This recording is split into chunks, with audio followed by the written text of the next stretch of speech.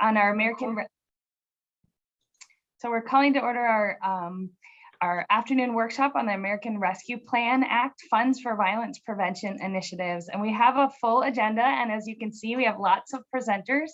We are going to do some quick introductions for the commissioners, and then we'll roll into the conversation. We're going to hold questions for the first half, which is mostly focused on the 911 call center updates and co-responder model. And then we'll take a pause for questions on that part before we move on to the Healing Streets part, just to break it up a little bit.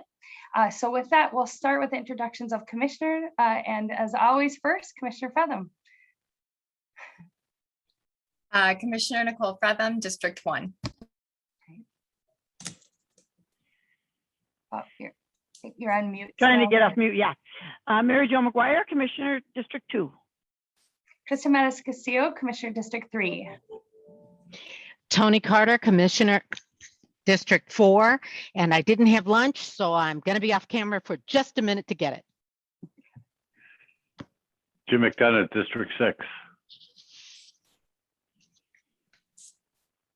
Victoria Reinhardt, District 7. Thank you. And so we're going to get started. I'm going to turn it over here in just a second to Kathy Hadeen, our Deputy County Manager, to take over and introduce her presenters and team. But I just want to kind of ground set a little bit. As you know, we've done a ton of work in transforming systems together and going upstream in diversion work. But today is really thinking about the work that we do before we ever have contact with law enforcement. And so this is truly upstream and transformative work. And so we're going to stay focused in that area as we do our presentation. So with that, I'm going to turn it over to Kathy Hadeen. Thank you, Chair Metis Castillo, and good afternoon, commissioners. I think Zachary will be sharing the presentation. So whenever you want to go ahead and share that, that would be great. This ARPA violence prevention workshop is a follow-up to the policy discussion that County Manager O'Connor, Deputy County Manager Williams, and I presented to you on October 12th. If we could move over to the next slide, please.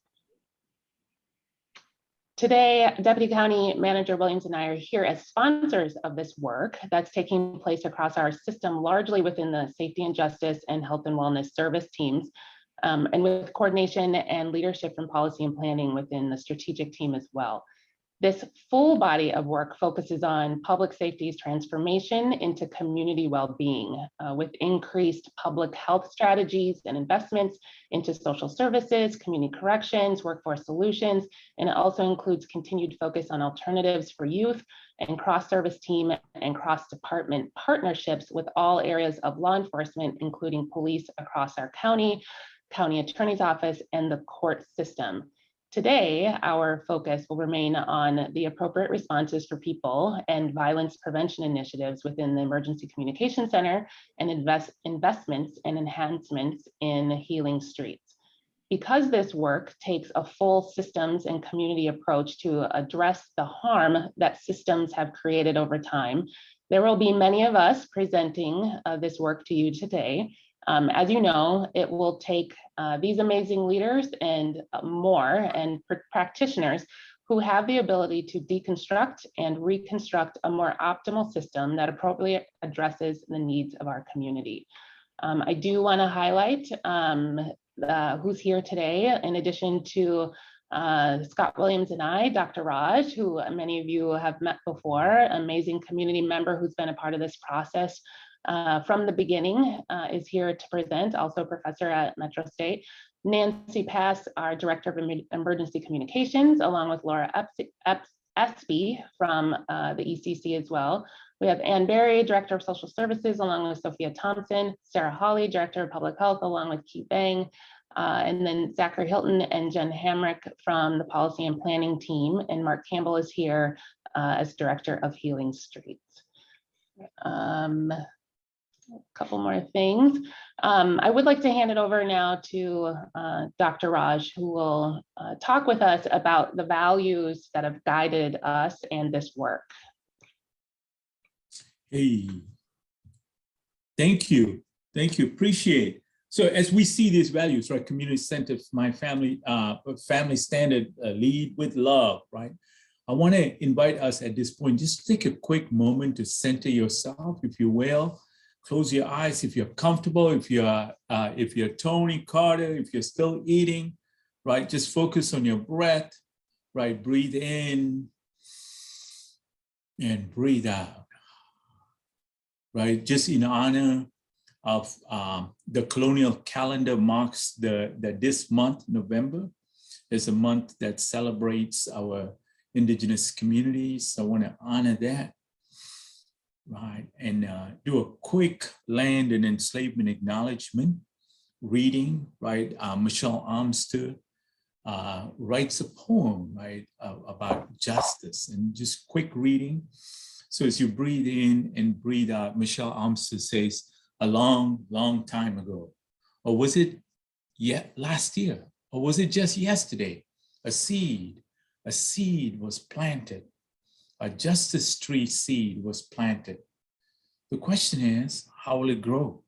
How will this tree grow when the ground is poisoned with lies and broken treaties? How will it grow when water spills the blood of African and indigenous bodies? How will it grow when the stories of the settlers is the sun that scorches the earth, burns our backs and drinks our tears?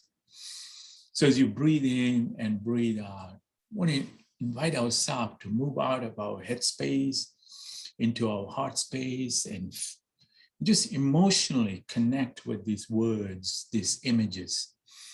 And also want to just invite you to sit in your body, right? Where are these stresses, these depictions sitting on your body? Shoulders, jaws, your back, your knees, right? Wherever it's sitting, just recognize, right? Recognize. And Michelle Armstead goes on to say, and we know, right, that our stories are not the same. And we know that our work is about ensuring that justice is a verb, not just a verbiage, right? Justice is a verb, not just a verbiage. And she says that our work is all about our babies, right? Our babies for the next 7 generations, the babies we must love in ourselves, in our communities, in our homes, and in our streets. She said, we bear witness, create brave and safe spaces. We learn from the past to move forward, to see the future. They say Sankofa.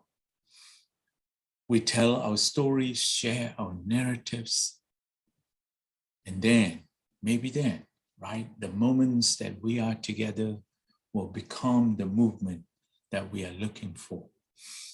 So as you breathe in and breathe out, I want to invite you to sit in with all of those images in your heart space, in your emotions, in your body, right?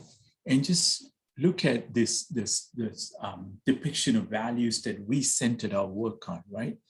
We want it to be community informed, community centered, right? And it's so easy to say those words and have 1, 2 voices from the community, right? And not really have a larger depiction and a presence and ever so continuous conversation with our community. So community centeredness is so vital for us and so important for us as we work on transformation. But if we're just trying to fix things, let's just reform the system and go on without involving the community, right? But if we are indeed about transformation, we are going to involve our community. So that's one of the standards that informed how we moved about in this work. And then say my family standards, right? Embracing all the communities as our family. This is many indigenous cultures and communities across the world, right? We'll talk about this, right? They say when the Maasai warriors in present day Kenya, when they see each other crossing, right? they often stop and ask each other, right? How are the children? Not how are you doing, but as a collective vision that our wellness can only move forward, as Wazam Mencken say, when it is done in a collective, in a somatic abolitionist perspective, right? So again, it is about seeing each other's humanity and family, right? And not othering, not practicing sort of that colonial styles of presence, like us versus them, wins and losses, right? When one wins, the other loses, we all are affected, right? So our whole idea is to create that sort of, how do we see each other's humanity and see each other as family members and not as someone else, right? Not someone who lives in a different zip code. Let us create that sense and sensibility that we all, our liberations are what are coded and weaved into each other, as Lila Watson say, right? If you came here to help me, we have already lost. But if you came here knowing that your liberation is bound to mine and mine to yours, then we can start to work on this journey. Lead with love, right? I mean, this is Dr. Ray Maas often talks about this idea, deconstruct and reconstruct our public safety system, right? And sort of like comes this idea, right? Let's decolonize and re-indigenize our systems, right? Decolonize and re-indigenize our systems. Acknowledge the dignity of everyone's humanity and value, right? The Ubuntu principle, as Nelson Mandela often talks about, right? Coming out of prisons after 25 years, could have gone different ways, but he said, no, I need to see people's humanity. I need for us to see each other's humanity. Let's sit and process. Let's see, feel it in our body. Let's connect with this emotionally and not just intellectually, right? So again, this is not a training. This is not just a workshop. This is an invitation for us to build together, right? Recognize and repair harm. Systems cause harm all the time, right? Because we have an enforcement system or a compliance system, and those things affect and undermines and devalues and dehumanize and disenfranchise our community. So let us figure out how to end that harm, right? Restore and strengthen relationships and connections. We know how to communicate with one another, but our communication is oftentimes at the surface level, right? How do we swim deeper to build that type of relationship that allows our brotherhood and sisterhood and becomes our sisters keepers and brothers keepers, right? Let us challenge institutional and structural racism. For real, right? If we are not able to see how our structures and systemic racism exist in our work, in our portfolios, then we are already behind, right? Let us recognize, let us often look at how we are approaching communities, how communities are being harmed by our budget decisions and our various decisions. So again, these values, right, we are hoping will also continue to guide everything else that we do on an ongoing basis. Questions, thoughts, reflections, real quickly on the chat. If you want to, right, if you're technologically challenged, it's okay, right? Just put down like what, if you like, are there other values you want to attach to this? If so, please do that. And I am going to go ahead. Commissioner Ortega, how you doing, sir? Look at that smile. You on mute. I'm sorry. How are you doing? I am doing fine, sir. And how are you? I can't complain. Things are okay. Okay, fantastic. Thank you for asking. No, you're welcome. And I gotta ask Commissioner Tony Carter, right? I mean, like, yeah, how was lunch? It was fast, but it was good. But I'm glad that you got time to eat, right? Got time to eat. Thank you for embracing this, right? I'm really looking forward to us moving forward with these values, informing how we navigate the process of transforming the work that we do. I love y'all. I'm going to pass it on to our esteemed committee. Y'all give it up for our esteemed committee, y'all. They are fantastic people. Thank you, Dr. Raj. And thanks for sharing your gift with all of us today and helping us to ground in why this is important work for us to be a part of and working in partnership with community to move this work forward. We really appreciate you. These values, and we can go to the next slide, but these values and the work we are presenting today aligns with our current countywide strategic priority of aligning justice system outcomes with our community values. And so our goals for today for you all are to discuss the proposed ARPA or American Rescue Plan Act investments in violence prevention, provide an overview of the appropriate responses initiative with the Emergency Communications Center in the lead there, and provide an overview of the Healing Streets enhancements. And so I will hand it over to Zachary next.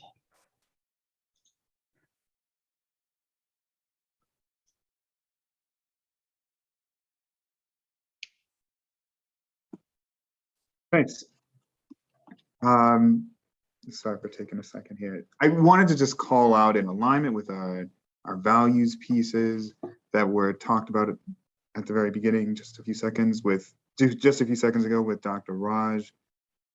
These long-term outcomes are connected to a much larger strategy that I think we'll get into talking to another time, but are key in the why and what we're working towards with the projects that are being presented today. So all of this work is really focusing on Black and American Indian communities. Why are we centering those communities here? Across the public safety system, across the vast majority of our systems, it's these populations that are experiencing the highest disparities. And if we begin to see changes take place in these populations, those are changes that will impact the greater wellness and well-being of our entire community.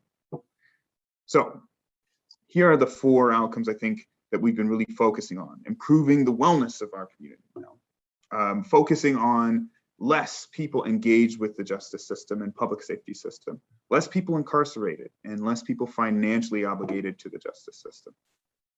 These outcomes are needles that we're really trying to move in the long term. And like I said, there'll be more to share around how those outcomes tie to the projects that are a part of a larger strategy. I'm going to pass it to Jen next. Thanks, Zachary. So as you can see on the slide, here we have a definition of co-design, which is a term you're going to hear us use a lot throughout this workshop. So this definition was created in partnership between stakeholders from several systems and community members. So in short, co-design prioritizes collaboration between community members and system stakeholders.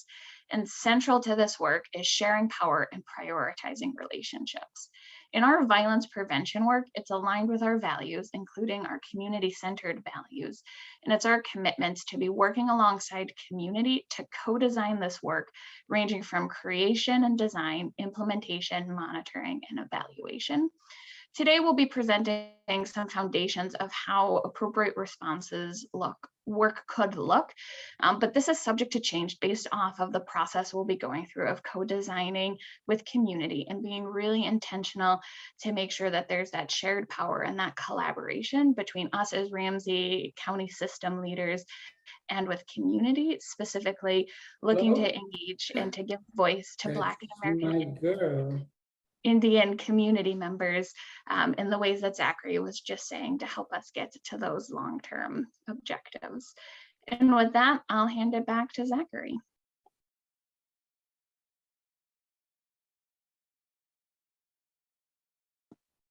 Thanks, Jen. So you all have seen this before, especially in the policy discussion that we had, I want to say a couple weeks ago now. But the violence prevention priority projects are really comprised of two different projects that are connected. There's the appropriate responses project, which includes expanding social services and public health responses, creating community-based responses, and really working with the community to do so on all of this work. And then also enhancing the 911 system so that these new responses can be added to how calls get dispatched. The second component of this work is around healing streets, and that's in adding to the resources that currently exist to support some of the work around harm and healing, alongside supporting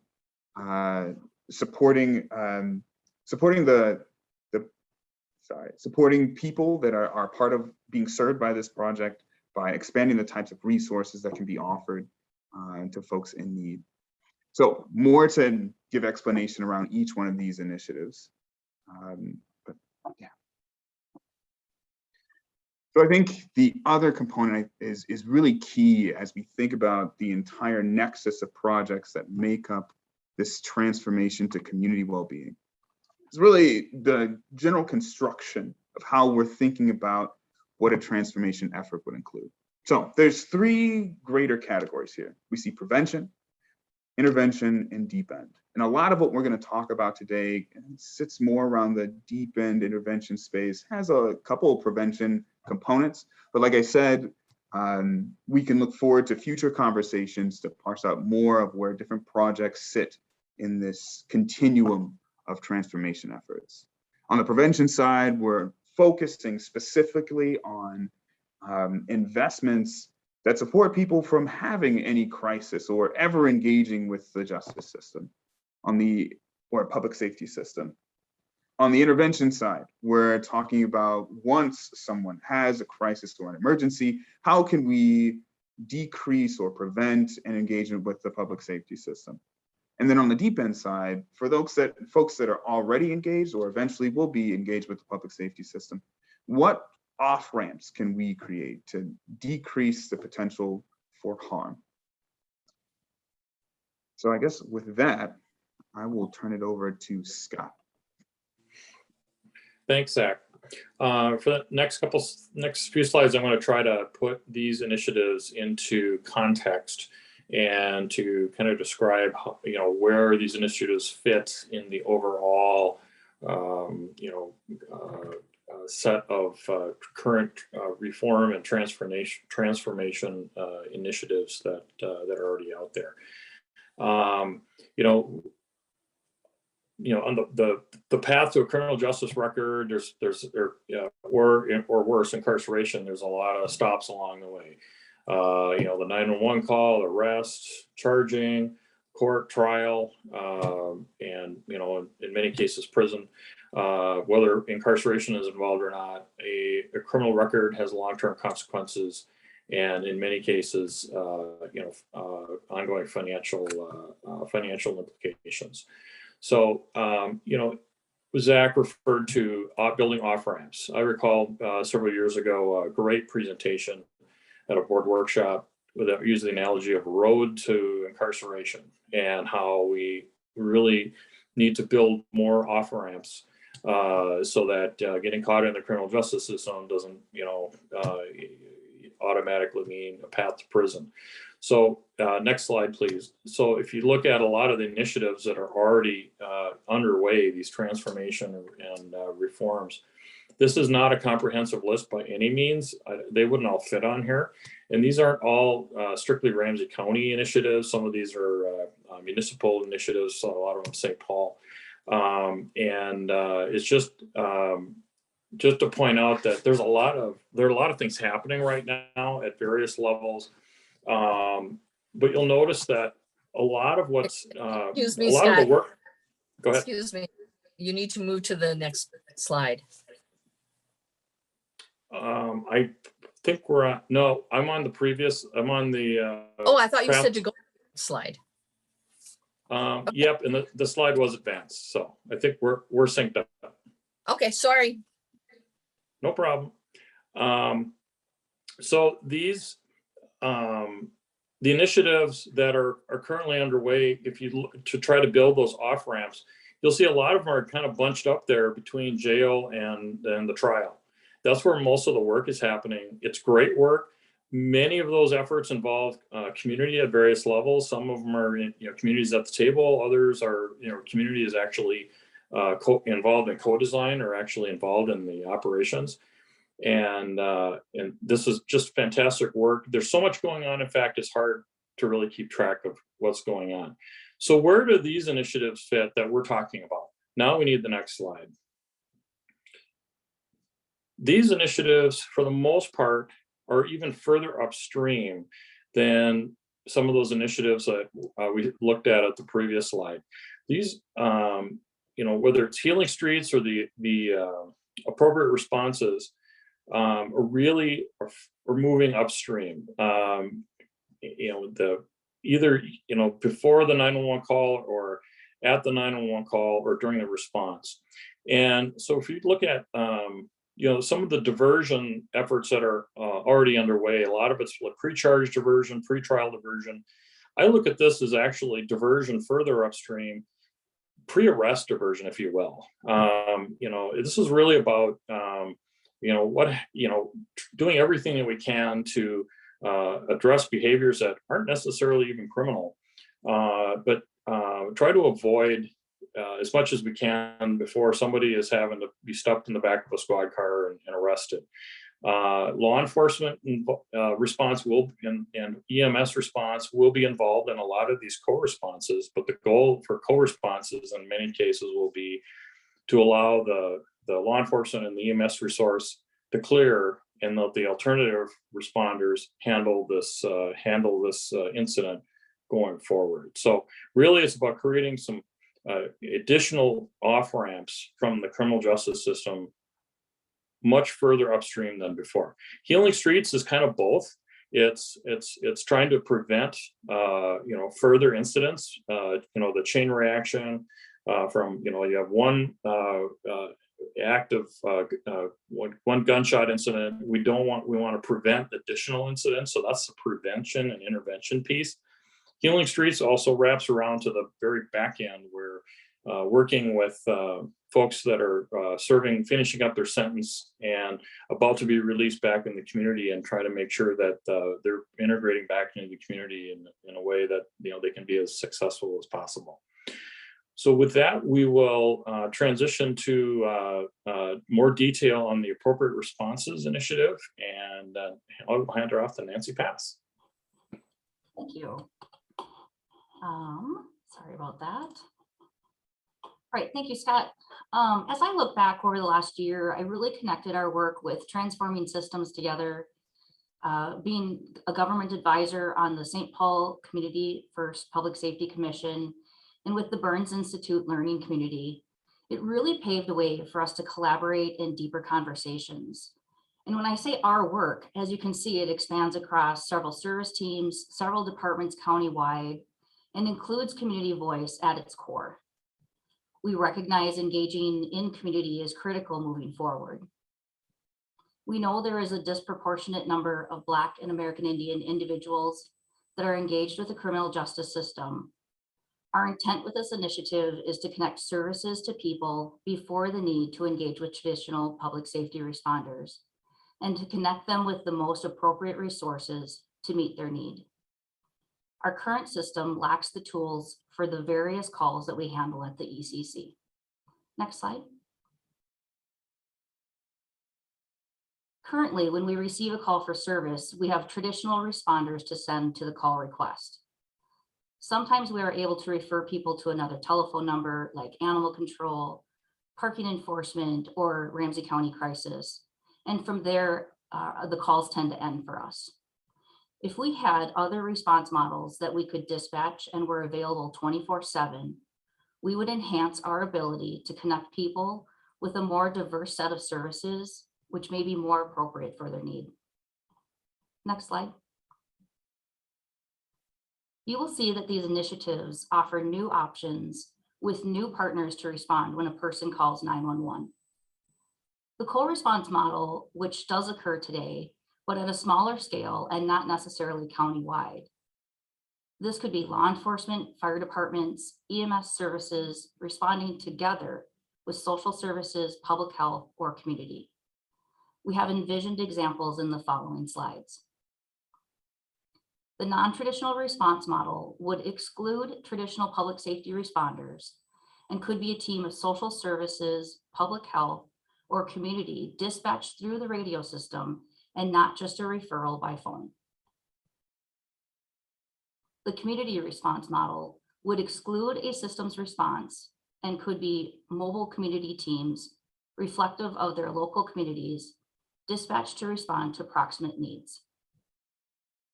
Traditional responses, of course, remain critical model in this initiative, as well as our fire, EMS, law enforcement tools will continue to support 911 calls across our county. We are committed to co-design with the community and system stakeholders to design the responses and determine the types of calls for each response. This means that we'll be working with all of our critical partners to make sure that we are building a new structure that fits the needs of our local context.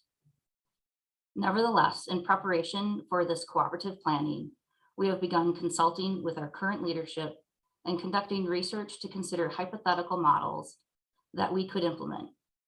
To discuss some of the preliminary ideas around these enhanced responses are Sophia Thompson from Social Services, as well as Sarah Holly and Key Vang from the Department of Public Health. Thanks, Nancy. An example of the call responder model, we actually have a program we are doing in the city of Maplewood, working with the MHOT team, the mental health outreach team. This is where law enforcement, fire, medical services, and social services are responding together. At this time, there are times where we respond more upfront in the immediate, when an incident is taking place, and then there are times where they reach out to us afterwards. This is an example of that collective response where we are all working together to respond to the needs of the community. Sarah? Thanks, Sophia. Madam Chair, Commissioners.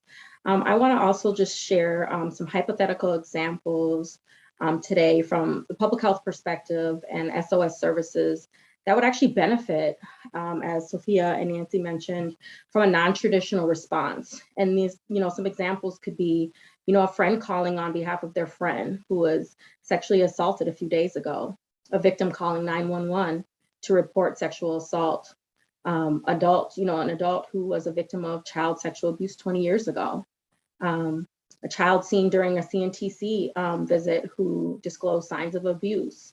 There are so many examples, hypothetical examples and real life examples that we could share here today.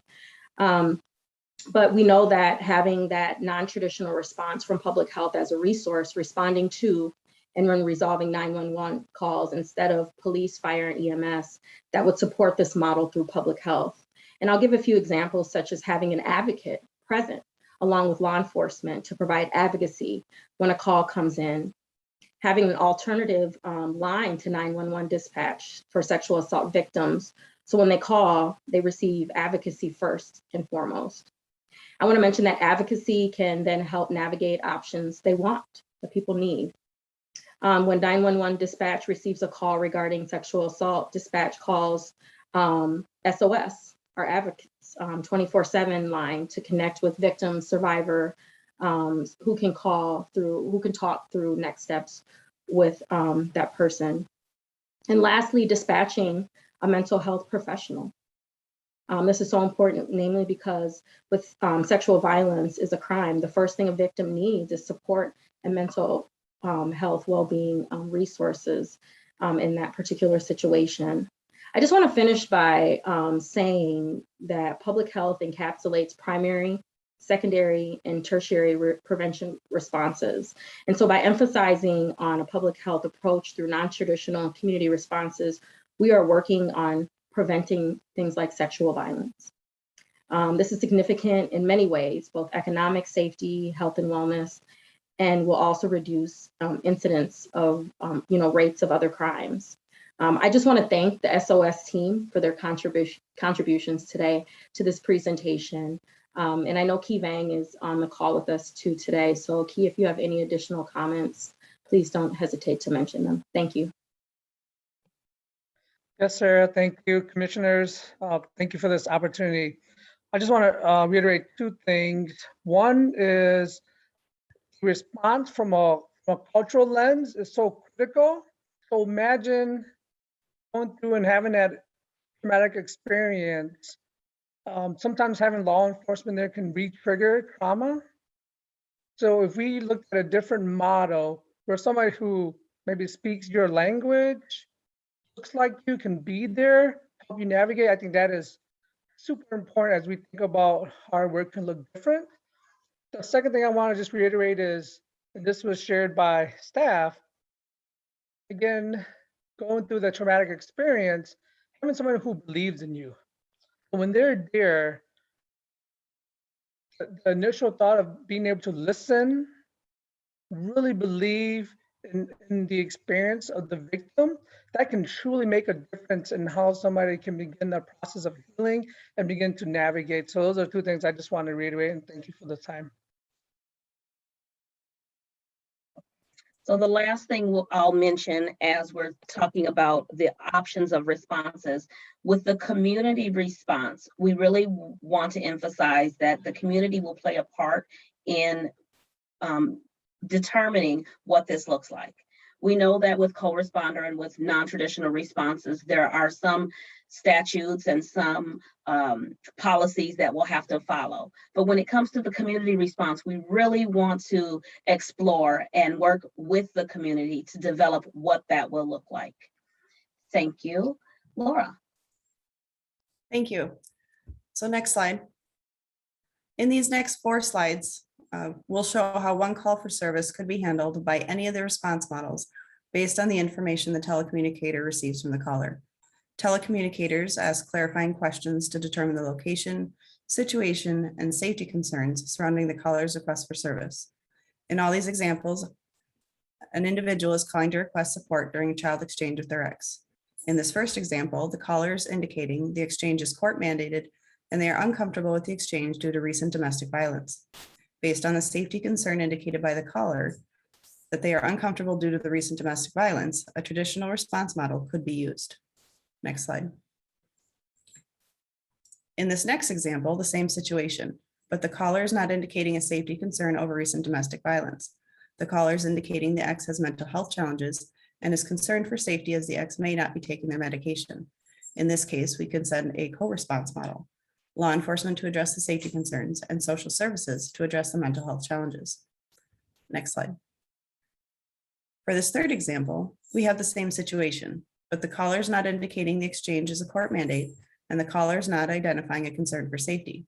The caller is indicating they are uncomfortable due to the ex having mental health challenges. An appropriate response in this case could be a non-traditional response model. There's not a safety concern that would require law enforcement, but a potential for social services, resources, or intervention. Next slide. In this final example, we have the same situation. The caller is requesting support during a child exchange. The exchange is not court mandated. There's no safety concern identified by the caller and no mental health challenges identified. The caller is indicating they're in need of support groups or connections with people who know what it's like to go through separation. As there are no indications that a systems response is needed, a community response model could be appropriate to send to this caller. The community response can provide support resources to the caller and stand by during the exchange. In any of these examples, if once the initial response is on scene, it is determined that a different response is deemed more appropriate, that response could be dispatched. Referrals to county and community services would also be done as appropriate for any of these responses. Next, Social Services Director Ann Berry will speak about the National Suicide Prevention Hotline 988.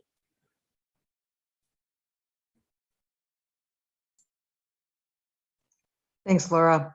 We're adding this slide not because it's work we are directly doing, but it's work that is going to be impacting this work around the Emergency Communications Center and our crisis response. I'm serving as a local rep for social service agencies on this statewide panel. And just as a little bit of background, the current suicide prevention lines that have been around for many years are going to all be consolidated into one number, and it's going to be 988.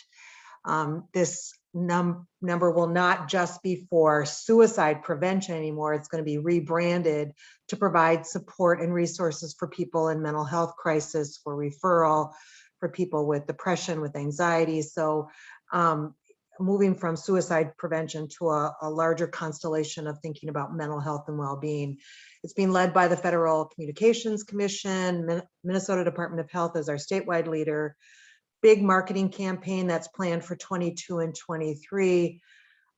We don't think that this interferes with an appropriate response, but what's really important here is to make sure that we keep connected. Ramsey County is one of the counties that is a very good example of where there is a great relationship between the Emergency Communication Center or 911 and crisis services. That doesn't exist across the entire state. So we, in some ways, are serving as a good model for other counties to see those connections. Now our job is to make sure that the 988 lines are also connected, right? And so when they're making resources and referrals, that there are warm handoffs that take place between all those systems. And 988 really is a referral resource, but because of the marketing campaign that's going to take place, we really do think that a lot of people will be calling in to the line starting in late in 22 and into 23. So we want everybody to be aware of this work that's taking place and make sure that it's well aligned and well coordinated. And now I'll turn it back to Jen. Thanks, Anne. So as part of our planning process around appropriate responses, we started to look for other programs around the country to see what other jurisdictions were doing similar types of programs, and to also be looking at research to see if there was any best practices for implementation that existed. The research we were doing was specifically looking for models around alternative responses as a dispatchable resource. And what was discovered is that there really is a plethora of programs out there, hundreds of them across the country, all of which are run a little bit differently. And so our research really honed in on kind of these 4 different programs that you see on this slide for a couple of reasons. One is that all of these programs are well established enough that there's lessons to be learned in terms of their implementation model, as well as there is research around the specific models that each of these jurisdictions are doing. So each of these 4 different programs, Kahoot, the support team assisted response, STAR, crisis, call diversion, and the community responder unit. Each one of them is utilizing a different aspect from our 3 different appropriate response models, as well as the ECC enhancements. So we have a different lesson that we can be learning kind of from each of these different models. And as you can see here, each one has a different kind of responder type. So different types of people they have responding to different types of calls. And so this has been some really helpful learning for us as we've been thinking about what could this potentially look like with adding 3 additional response models in terms of what are the types of calls that might be most appropriate for different responders to be going out to. And one of the key pieces of learning is something that Laura highlighted, that other programs that are doing alternative responses do not send alternative responders out to calls where there is known or suspected violence. And so that's been helpful learning in terms of what might be appropriate for us in our community. Some of the other learning is that there really is no off-the-shelf model. So these 4 programs are great and do really phenomenal work, but none of them are going to be quite right to meet the needs of our Ramsey County community. So this goes back to the importance of us being able to take lessons from other jurisdictions, but to really focus on co-designing with systems and community to figure out what's the most appropriate responses to meet the needs of our community. Next slide, please. So some of the other overall learning from other programs, as well as research and studies that have been done on these types of programs, is that there's a great potential for cost saving across multiple different systems. This can be a little bit challenging to track and really needs some strong evaluation support to be able to see, where cost savings might show up within different systems and different areas. But research indicates that jurisdictions that are implementing these types of responses should expect to see cost savings, which can vary on a lot of different factors. One of the other pieces is that partnerships are really critical. So community, system stakeholders, and police. And so to really be able to be in close communication with the key who will be important in implementing new response models, as well as those who will be the direct users of 911. There's really an opportunity for Ramsey County to be national leaders in 2 different areas, one of which is co-designing with the community. So no other jurisdiction seems to be engaging as deeply with community and power sharing and designing and implementing together in the ways that we're intending to do with appropriate responses. So we really have an opportunity to be able to set a national model of what it's like for a system and a government to be partnering that deeply and co-designing with community. The other opportunity we have to be leaders is that there does not seem to be another county that is implementing these types of alternative responses.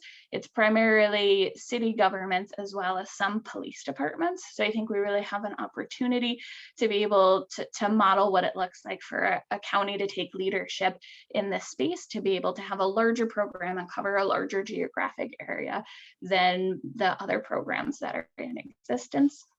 The other piece of learning was really around kind of all of the programs that are in existence and are established have a lot of positive feedback from police partners about the added capacity that it allows police to be able to focus on what they were trained for and the types of calls that they feel are appropriate for them to be responding to, and really empowers other professionals and community members to be able to contribute their skills, trainings, and expertise in other calls where their experience and training is the most appropriate response. So moving forward, we'll continue to monitor other programs to be able to see what's emerging as best practices, as well as what opportunities for learning other programs have had, so that we can continue to take that information and to build the strongest program we can for our Ramsey County community. And with that, that brings us to the end of our appropriate responses presentation. So I believe we're pausing at this point. Yes, thank you so much, Jen, and thanks for the whole team for a really fantastic presentation. We're just going to pause here to ask some questions. Before we do, I want to also call on County Manager O'Connor, who wants to tie this up in a nice little bow for us. County Manager O'Connor.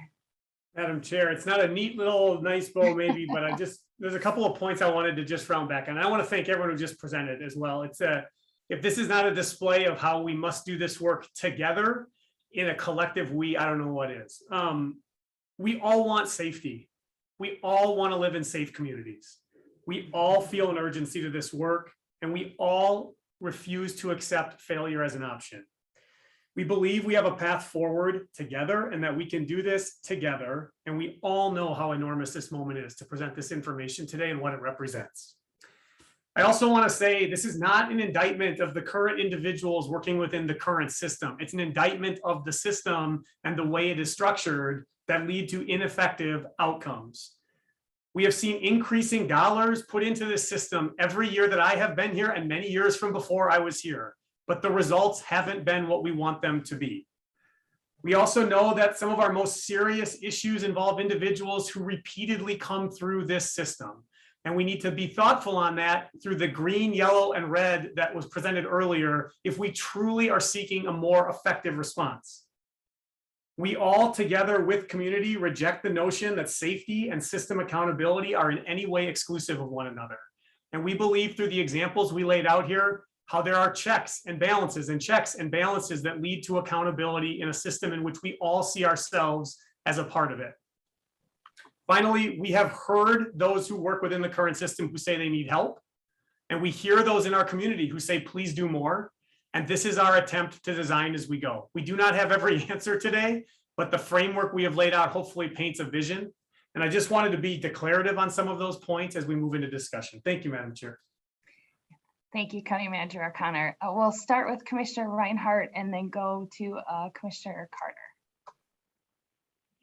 Thank you, Madam Chair. And I agree, obviously, with everything that the county manager just said. This really is a monumental time in our justice system.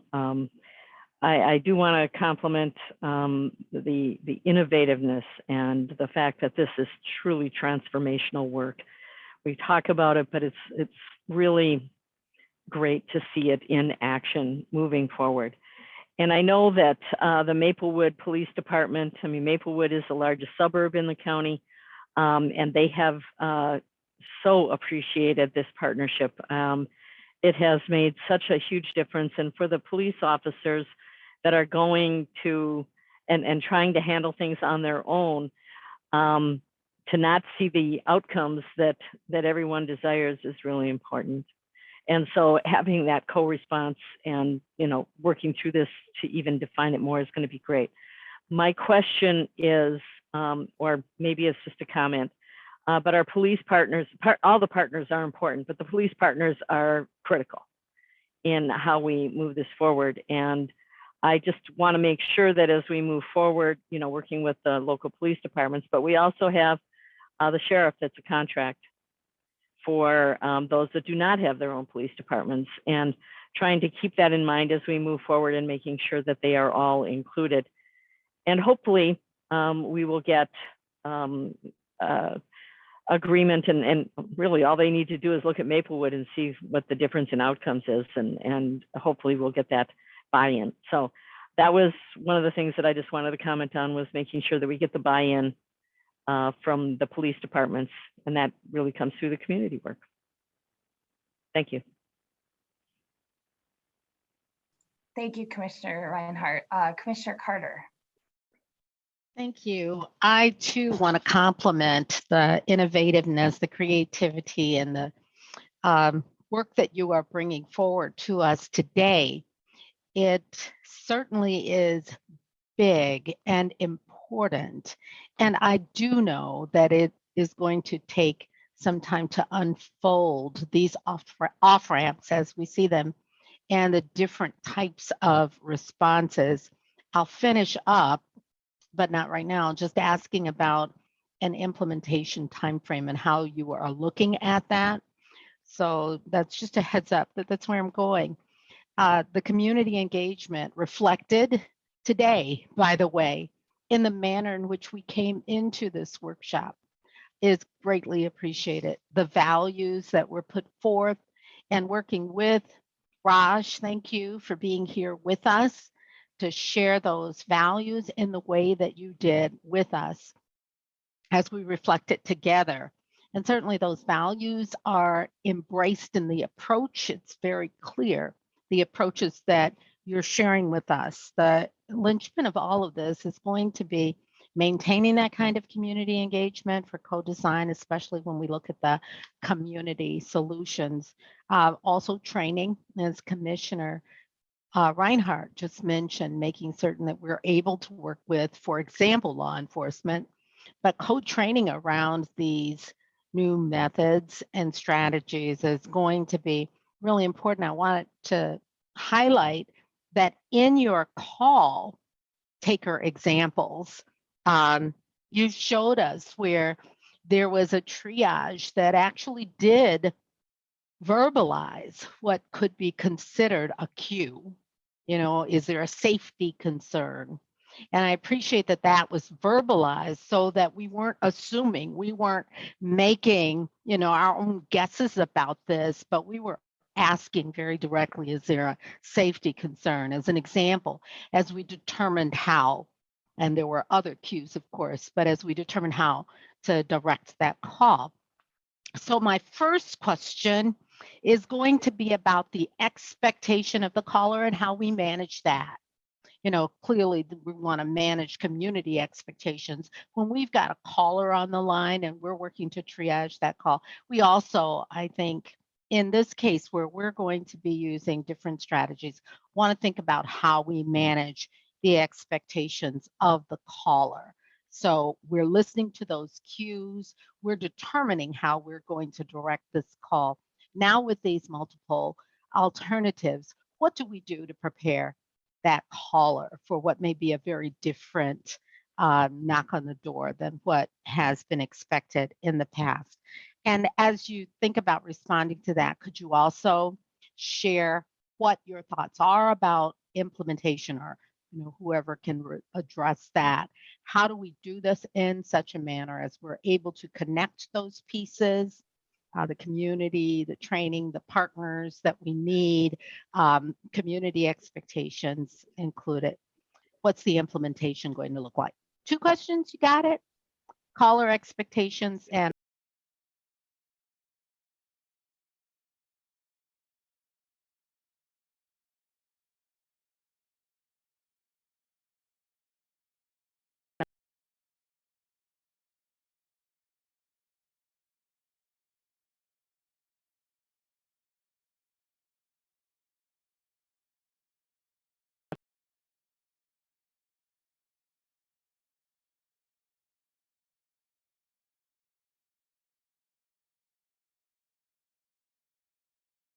call taking process. When we don't manage the call takers, the caller's expectations, I've seen instances where I've listened to recordings and the caller's hung up, and we've not given this person any expectation that we're sending somebody, but we've already sent somebody. Responders are on the way. So that's very much a part of our training right now.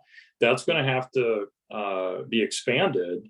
The training is going to have to be I wouldn't say adjusted. It's going to have to be updated and expanded quite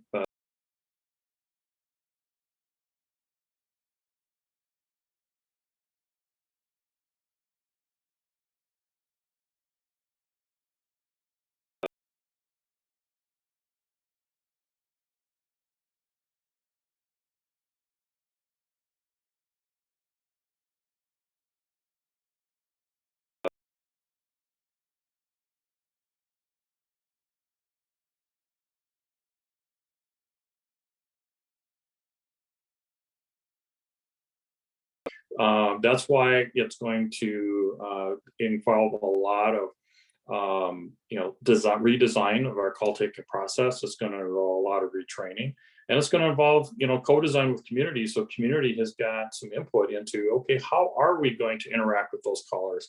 What language, what terms, what phrasing are we going to use with our callers that will convey that meaning well?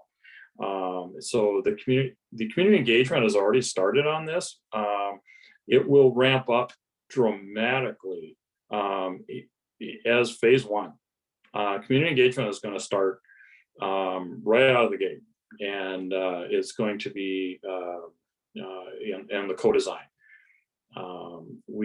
As we've discussed, I think one of the questions or comments, a few minutes ago was, how has this been received as we've talked to some of our stakeholders? And Nancy Pass and I had the opportunity to present to our Ramsey County Police Chiefs meeting in September. And I talked to them about, the mismatch between, for some of these calls, the mismatch between the response and the call that we're sending, and how that's been, in my experience and throughout my career, I've heard the frustration from law enforcement and from fire EMS over that mismatch. And, can somebody please fix this? So this presentation that we gave them, which was just a little bit of a teaser of what you're seeing today, landed extremely well. So I think the community engagement will be happening throughout, but it will start as part of phase 1. I don't know if I answered your questions, and if we need to fill in some gaps, I think Jancy can jump in as well. Sure, thank you, Madam Chair, Commissioner Carter. Those are really great questions. I think we've struggled along the way. The first thought process for me is a mindset shift, right? I mean, we legitimately have to change our mindset. I've been in 911 for 28 years, and I've had police, fire, and EMS. And so for 28 years, I got to shift my mindset to say, is that the best response for the person that's calling? I think engagement with community is extremely key. You talked about training, not only training for the 911 telecommunicators and dispatchers, training for our responders, and truly some public education. We've done a great job at telling the community, when you call 911, you're going to get these responses. We have to do just as much of a good job as saying, when you call 911, you might get this level of response. And the thing that's unique, I think, that Jen had spoke about is that it would be countywide. So it's not, if you're in this city, you get this level of service potentially, right? I mean, so that's the goal, is to have a countywide framework, an umbrella, so that we can set some expectations and help the public be educated in what type of responses are available to them. Thank you very much. It's clear what we're looking for is the best response, the one that's most likely to be able to address the issue in the most optimal manner. I've heard Community First Public Safety talking about this as an optimal response. It uses our resources best. It provides the most appropriate way of addressing the issue and concern. And I just want to thank all of you for the work that's been put into this and the engagement of our community that has happened and that will continue. I asked about implementation. I get how it's going to start. I don't know if there is a response that says this year we're going to do this year, in 6 months we're going to do that. But certainly as we begin this work with our community, we will be moving toward that addition of these different strategies. And hopefully we can move in that direction and fill these out. I know we're going to be adding as we go and considering how things work and assessing that, but fill them out so that we do have those most optimal responses. Thank you. Yeah, thank you. And Kathy Hadeen wants to add a little to this conversation too. Go ahead, Kathy. Thank you, Chair Mattis Castillo. And to get to part of the question from Commissioners Reinhardt and Carter, there's good partnership that's been created with the Ramsey County Sheriff's Office as well. The work that SOS has done over the years to have a co-response model of responding is a good model for how we're moving into this work around co-response around mental health. And I think I will call on Ann, Director Barry, and Sophia Thompson, because I know that they're working. We've already talked about Maplewood and Roseville. I know that they're working in partnership with the Sheriff's Department as well to get that work moving, because deputies are interested and do want to be a partner in this work. Yeah, thanks, Kathy. We started making calls back and forth with the Sheriff's Department, and finally they were able to connect with us. And so Sophia and I met with a number of staff, and Sophia can talk a little bit more about that, but they are very interested in crisis response and partnering in that crisis response. We talked about the continuum of responses. They said they were going to follow up with Maplewood and Roseville, but I think they already had before they talked to us because they knew quite a bit about what we were doing. So I think, as Commissioner Reinhardt, as you had said, that word among local law enforcement is moving around, and they're seeing that we can be supportive. I think there are some also questions with the Sheriff's Office about transport. Sophia may want to talk about that as well. Whose role is it to transport? There's some things that we need to work out, but it was a really good start of a conversation. Sophia? Thank you, Ann. So a few things. This is about a culture shift, and culture change takes time. And so I want to just start with that reminder, because we are blending two very different cultures, a culture of social service and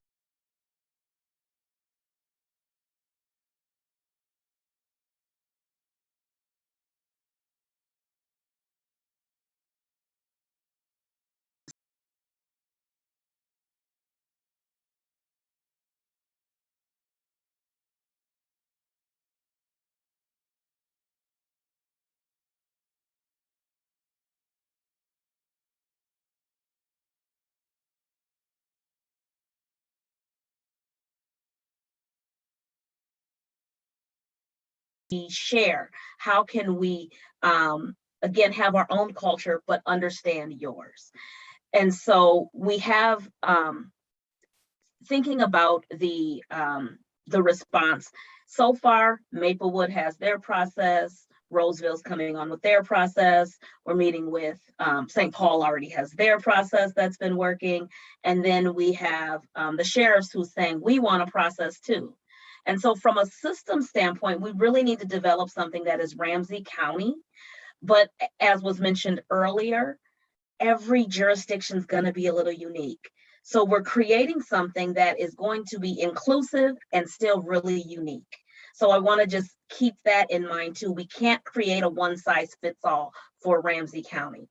Now, the one thing that is unique is all of the staff at this point are still Ramsey County staff, which means they are connected to our crisis team. They're connected, they have the same supervisor. And so there is some uniformity there. And as we build out, we'll be looking at how we remain connected, but have those very unique pieces. Director Berry talked about the transportation. There are laws that are changing, and there is a misconception no matter how many trainings we do. I promise you, we get calls all the time about, we thought crisis can do this. Why can't crisis do this? And what we have to do is, again, with this culture shift, change our internal culture of what we used to do and expand our thinking.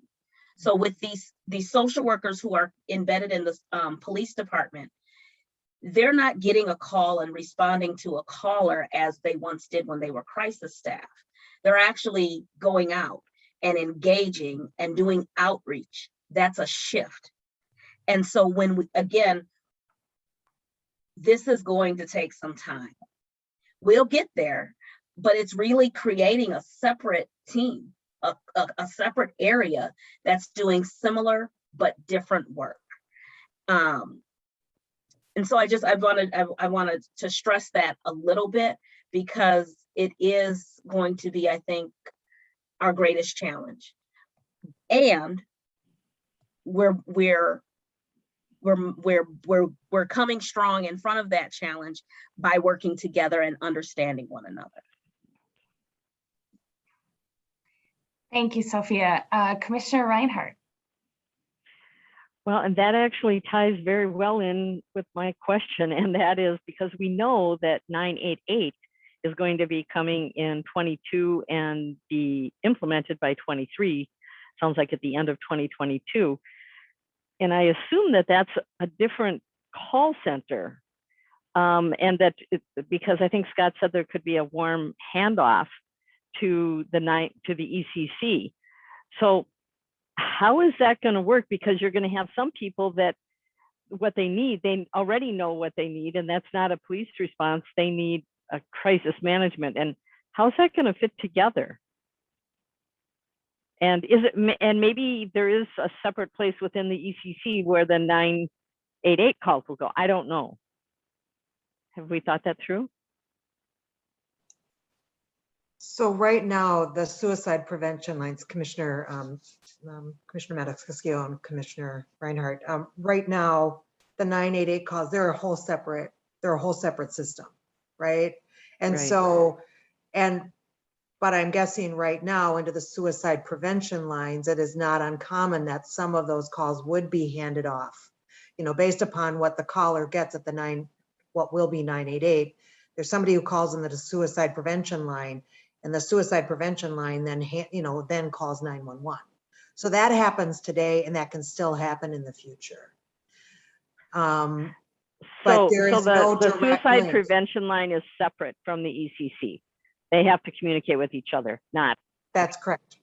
Okay. That's correct. I'm sorry, go ahead. I was just trying to get that part straight first. No, they are. And so, which is why we're trying to stay aligned in this work, because we got real concerned that if there weren't warm handoffs to 911, there wouldn't be warm handoffs to crisis either.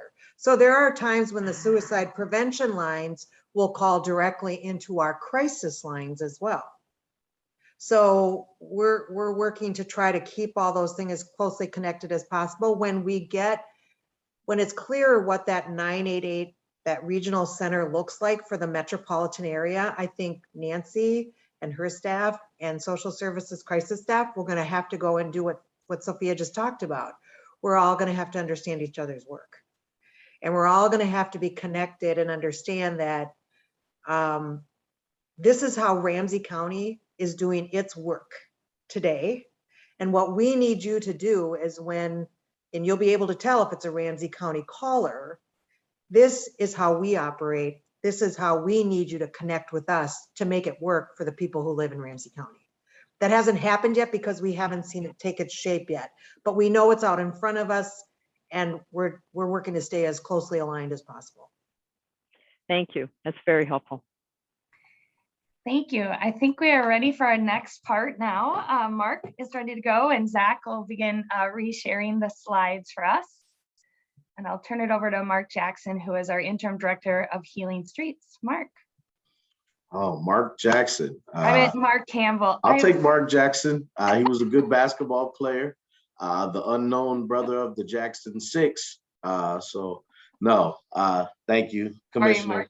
No, please don't apologize. It's totally good. Let me just start by doing this. I want us to just take about 20 seconds as we transition from hearing about how we can holistically help our whole county in terms of making sure that we have the right resources in the right space. I want to tie that into what I'm going to be talking about in our work with Healing Streets. So if I can get everyone to just kind of sit up a little bit, take a deep breath, and give me about 20 seconds. What I'd like you to do in this 20 seconds really quickly is just close your eyes. And as you close your eyes, I want you to think about a time you were in pain, a time you were frustrated, a time you were hurting, a time when you just felt pain. Now, from that time, I want you to think about what you did in that time. Did you cry? Did you talk to someone? Did you look for resources? Was this directly affecting you because it happened to you directly, or did it happen to somebody that you loved and you care about?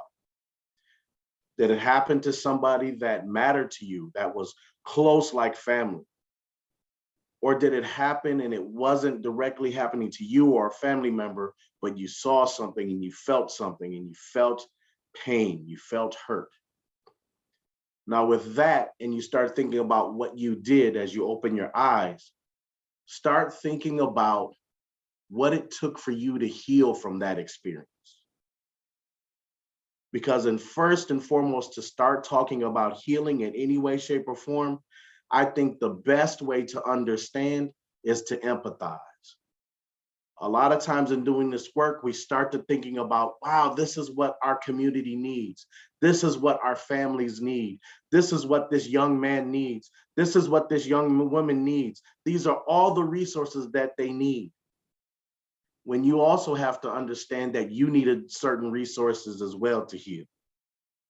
Your access to those resources might have been a lot simpler. The help you received might have come a lot faster because maybe you could drive there, or maybe you could pick up the phone because your cell phone was working. You never have to worry about your cell phone being turned off. I think in order to start talking about the work that Healing Streets does, we first have to understand what empathy looks like in this framework. It's really important in talking about this work. It's really important that we understand that we're not helping them, we're helping us. So as I thank you for just starting in that space, as we acknowledge all the great work that's come to make these things happen and build these bridges, I want to talk to you about something near and dear to my heart, Healing Streets. All right, so Healing Streets is a community-centered healing-based approach to violence prevention, intervention, and healing in group and gun violence in Ramsey County, centered in the narratives and lived experiences of those most impacted by gun violence. Unfortunately, they are disproportionately families, individuals, communities, and even organizations of color. The reduction of group and gun violence, and I like to always add the elimination. I think in doing this work, we always talk about reduction, right? That's great, and we want reduction. It's definitely a goal. I always love to add the elimination. When we start thinking about what if we don't have to worry about gun violence in that way anymore, that should be real. That should be something tangible that we're always moving towards. We do that with 4 key direct service areas. The first is community-based violence prevention and intervention, healing and grief services for survivors of group and gun violence, hospital-based violence prevention, and lastly, school-based intervention and impacted peer advocacy. Next slide, please. And if we look at the model that we're adapting in terms of making sure that this is holistic and looking at, you know, some of the same things that we've been looking at earlier on the slides and how they all connect. If we look at prevention, we see provider education and support, school-based violence prevention classes, groups and circles, one-on-one advocacy with participant and families, and intervention in this aspect. When we look at how Healing Streets lines up with intervention, is pretty powerful. So when we look at an incident that occurs, we look at services at hospital post-incident. Being able for Healing Streets to be able to be in those spaces at that time, if it calls for that, is very important. Because a lot of times when we look at healing in a past tense way, hey, this happened and I have to heal from that. What we have to really look at is, how can I get tools now to have the toolkit to be able to heal as things are happening to me? How I can do these things in addition to versus after the fact. And we know healing definitely happens after the fact as well. We want to look at starting the healing as early as possible and getting that information, getting those tools to the people that need it as soon as possible. Then after that, they're connecting to community mediators, which are our trusted staff that we have in Healing Streets that are connected within the community. All right, and then we want to conduct a retaliatory conflict mediation aspect. So if there's a person who was hurt in that space and they're in the hospital, they could have families outside of that hospital who are upset with each other and going through that. So part of the community mediator space is to be in those spaces and help those families begin to heal and work towards healing. And in that bedside space, having the community mediators be able to have that individual or individuals start to look at, why am I here? What were the pieces for this? Start to introduce again those tools that they can start to begin to heal as they're in those spaces, so that we don't start doing the retaliatory piece. A lot of times there might be family members that want to, and the person that is dealing with the hurt and pain says, I don't want to retaliate. I don't want to keep this going. So to be able to nurture that and allow that message to reverberate throughout both, all parties involved. So looking at it in that way, from a standpoint of, if we can start healing, the sooner the better. And we all know that, like on paper, that sounds great, right? We all know that, everyone can say that, but doing it. Healing Streets is an action word. It's all together.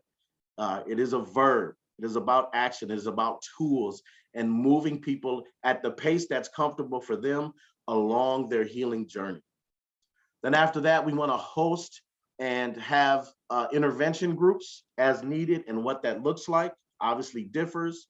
And then at the top part, community members are safe, alive, and free. That is the goal. That is the goal. No matter where you're at in healing spaces, we want you to be safe. We want you to be alive, and we want you to be free when we're talking about the impact of group and gun violence. And when we look under that and we look how the arrows are going, if that incident occurs in that, in a different system, in a different SKU, what we are a little more familiar with, the incident occurs, all right, it's reported to 911, law enforcement, EMS, fire are involved. There could be arrests, there could be jail, there could be charges. Now we start moving down to the deep end and the impact of that. Court hearings, Scott talked about how prison can be involved, trials, convictions, long-term consequences. Now, if we look on the far right, which is extremely important, and this is where we start to interject healing, and you see that healing starts at the top and works all the way down through the deep end aspect. And so when we talk about survivor grief circles, we're talking about paradigm shifts. When we all look at that, most of us look at that as the people who were harmed by the gun violence physically, they were actually harmed by that gun violence, they need healing. And yes, we are correct when we look at it that way. There's a piece that we're missing traditionally that we want to shift in the narrative. What about the person who caused harm? We often don't think of that person until they've gone through incarceration and done some work and come back and go, now what are you going to do to be better?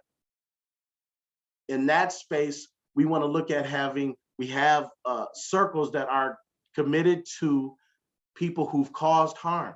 We steer away from the language of perpetrator.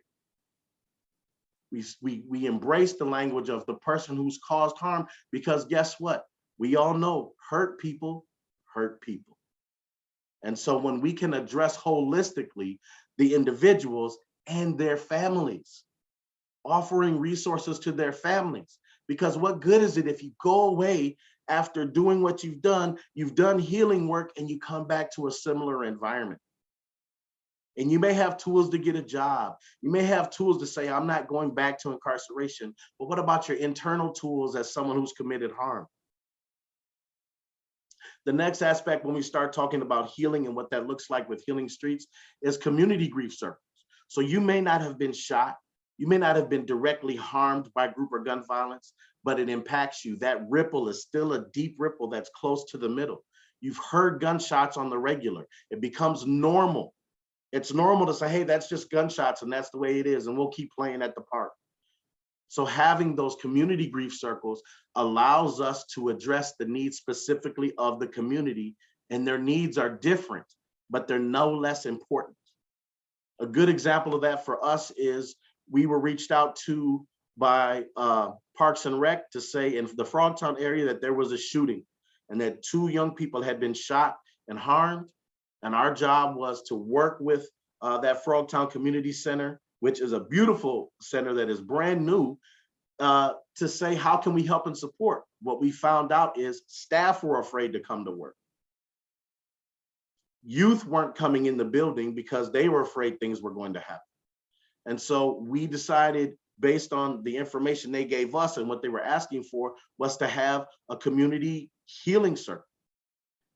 And in that circle, we had representation from young people, we had representation from parents, we had representation from workers and staff. And in that, what the things that we heard were to be able to sit and listen to understand versus listen to respond. And part of that, in terms of Healing Streets, we want the right people in the right spaces for the right things. If we talk about that in terms of responses from a 911 or 988, we have to carry that through in responses to when it comes to healing. We want the right people in the right spaces. And when the young woman said to us in that group, hey, we've got all this studio space and I'd love a girls group, and we don't have any girls groups and I want to be dancing, they got a dance studio. We made sure that the people in Parks and Rec were sitting in that space. And last month, when we saw that young girl at a football game who was dancing and was doing the dancing based on a group that was in that Frogtown space, it's not about us or me looking at it as, hey, great, we did this. It's about the community did this. It's about we listened and we supported. And those are the things that matter, the tangible action steps of getting from, we've talked about it and that's great. What are we going to do about it? And Healing Streets wants to be at the space of being able to allow people to do that. It's not about what Healing Streets is doing for the community. It's about what Healing Streets is supporting the community to do for themselves. When we look at the next piece and we talk about community vigils, those things are heartbreaking because we know those things have happened. We all know that there's pain involved in that. And in those spaces, a lot of times it can be pitted us versus them. Law enforcement versus the community, community versus the law enforcement. We are in those spaces to provide support for everyone. Partnerships matter.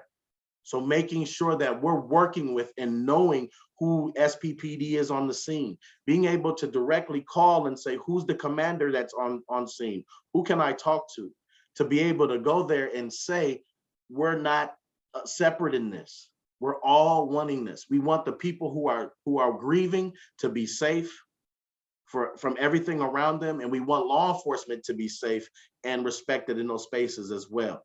So building those strong partnerships that we've had, and for SPPD to be able to call me and say, here's what we've got going on, Mark, here's what's happening, here's what we need. And then for us to be able to respond in a space that's safe for us, safe for law enforcement, and definitely safe for the community. So wanting to talk about those partnerships and uplift those and how strong they've become and how much stronger they continue to get daily. So all of those things are helpful. On this slide, the last thing I really want to put your attention to is our private healing circles.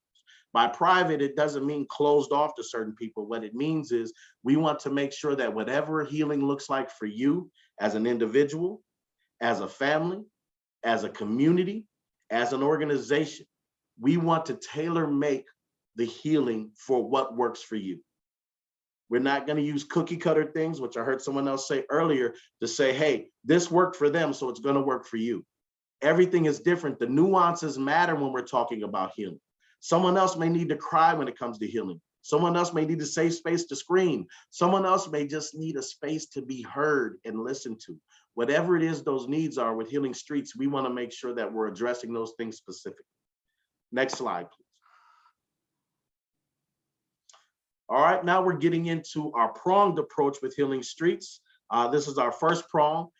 It's prevention. And again, please keep in mind that we look at Healing Streets as action word, as an action word.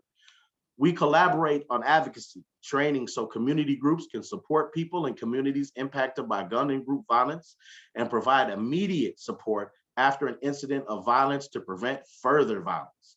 A key component of this work is our community mediators. They are credible community members. They provide community de-escalation, resource support, and peaceful gatherings to be supported at any time of day. In addition, community mediators will serve as a resource with the community, providing trusted support, real-time response to incidents involving group or gun violence, connection to community grief, supportive services, and government resources. A logistical support to Ramsey County residents, impacted by group and gun violence. Now, the key outcomes we look for when we're talking about our prevention aspect, our youth and young adults see themselves as positive leaders. Youth and adults are not engaged in group or gun violence. Increased awareness of the impacts of group and gun violence among community groups and partners. With prevention, there's ways that prevention bleeds over into intervention. But first and foremost, we want the information to get out there. We want it in any way, shape, or form to be able to say, here's Healing Streets. And when they come and say, I want this, or this is what I need, our first question to them is, what does that look like to you? What does prevention look like to you as an individual? What does prevention look like to you as a family? What does prevention look like to you as an organization, as a community member? Next slide, please. The second prong is our intervention. As I talked about, those things sometimes tend to bleed in, and I want to tap into the fact that when we first started this work, it was really tough going. We were really hitting obstacles because we first said, hey, we want to do independent contractors. And then the county said, well, there's not enough surge levels for that. And then Danny Givens, who I definitely want to mention, has done a great job. This is his brainchild. Really looked at how can we do what we want to do in a way that's going to be effective instead of hearing what we can't do. And so he worked really hard, and I worked with him to bring people on as actual county employees. And so with that intervention piece, they were saying, you can't go into the public schools. You can't do any of this because of COVID. So one of the things we looked at is, what can we do? How can we work on intervention? And so we started doing groups at the Red Wing facility to do virtual groups, to start working with them so that you're in these spaces. Again, you don't have to wait till you come home to start talking about healing in the way. You can start doing this work now so that you're ahead when you come home. So about our intervention, community mediators and community health responders, and community health responders will be coming on shortly. They are kind of the next step to our community mediators. Community health responders are people that know about the resources in the community and have been in these spaces, and most importantly, have met with the people in these spaces as they do this work. We don't refer young people, community members, elders, anyone to a building. We want to refer directly to people we have contact with, to warm bodies, to an actual warm handoff. We want that to happen because it's vital. How many times have you gone into a place to say, hey, there's resources in here, but you might have a young person go in there and get turned away. There's nothing going on in there. You might have an elder in the community that goes in there and go, that's not for me. We want people to know the people in those spaces directly so that we can say, this person is good with our elders. This person is good with young people. This person works well with families. So we have to know those resources and we have to make those connections because it's drastic and it's vital. It goes with the specific needs of the community or the individual or the organization. They also want to help people in moving to a physically safe space, rental assistance if needed to relocate, referrals to services that support long-term positive choices, such as employment assistance, job training, education, grief supportive services, and/or health and mental health care. Community mediators will also focus on helping participants make positive, supportive social networks, rebuild trust in the family, and pro-social recreational activities. Focusing on those who have caused harm and victims of gun and group violence and their families, the key outcomes of this work are households and families are physically safe, participants do not engage in retaliatory violence, and participants have positive support networks. Next slide, please.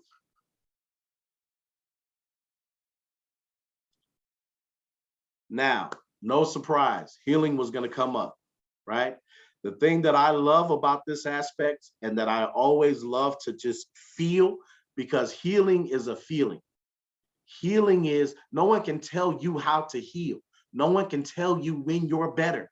And every aspect of Healing Streets, healing is at the forefront. In this space, we name it. We don't just say, oh, it's assumed. If you do this great work and you use these tools and you find out your path and you do these things, you'll feel better. Yes, but we want to name it. We want to claim it. We want to say that whatever healing looks like for you, whether you're working with us for 2 months or you've been working with us since we started going of September of 2020, that's okay. That you're doing and walking your path that you need to heal. So healing for me is vital. And one thing I share with my staff, if we don't do this work ourselves, and we don't role model it within our own bodies, within our own spirit, within our own energy, however you identify that, we're no good to anything we do in the community. We must first do this. And as we start showing people and see the differences they make from where they started to where they are, we also notice the differences in what we've done from where we've started and where we are. So it's important, when I talked about being empathetic before we started talking about Healing Streets, it's important that as a staff member that you do that daily work to be able to be empathetic as you continue to do this. Healing Streets is contracting with grief workers who will provide grief groups specific to group and gun violence for victims, their families, and communities as a part of regular work. Healing Streets Project will develop a healing map, which is a concrete tool identifying how grief impacts the body. It produces a map for dealing with grief. Groups will focus on building natural support networks and community connections. The key outcomes for this work are communities engage in healing and have positive supportive networks during this extremely stressful time. Participants develop resiliency within themselves and their communities, and communities have protected spaces for healing. The last thing I want to add to this is I appreciate you all being able to listen to this. What I also appreciate is hopefully as we've been talking about the work of Healing Streets, that you started to do some introflective work on yourself and started to say, like, I can understand the feeling of being hungry. How can we talk to you about being on a space of being healed if you're hungry? And that's where resources come in at a very basic level, a Laszlo's level of being safe, being fed, being clothed. And that's where we come in with resources first to start from that building block. And then from there, start looking at that life map that we're talking about. So I appreciate your time and your patience and look forward to your questions. Thank you. Thank you so much, Mark. It was, I really appreciated your kind of setting and grounding us in the beginning and the visualization because I think everyone can relate to some level of grief and pain from an injury. And I'll tell you, even personally, it resonated as someone who has experienced a violent crime against myself many years ago. And as you spoke about it, it made me reflect on how long it took me to heal. More than a decade before I got any real help and mental health work to recover, but also the impact to my family, to future relationships, to past relationships, and what that impact is. And so putting that on layered with the community when it is group violence or gun violence in a community and what that does, the ripple effect, I think is really critical to understand, and also to recognize that these things take time, right? And with lack of resources or scattered resources, it takes even longer. And so I think it's a great way for us to talk about packaging this together, to work together, and to also understand that it's going to take time to change the way our community responds to violence. And I appreciate you doing this work. I think it's critical. I want to open it up to questions. I see Commissioner Carter has her hand up. Commissioner Carter. Thank you. I'll just also mention that I personalized this when you asked the question as well. And I thought about the accident I had when I fell flat on my face on my bike. But the point is, it was a sort of a healing that I can relate, an analogy to what happens when people have trauma and how long it takes to heal and how many visits or how many different sets of professionalism are required. It works better too when they can link together and when they understand the circumstances, what you've been through, what has already happened in terms of helping to repair, and can build on that with you moving forward. If they don't understand what's already happened, they're going to do something that doesn't necessarily help, and that may even make things worse.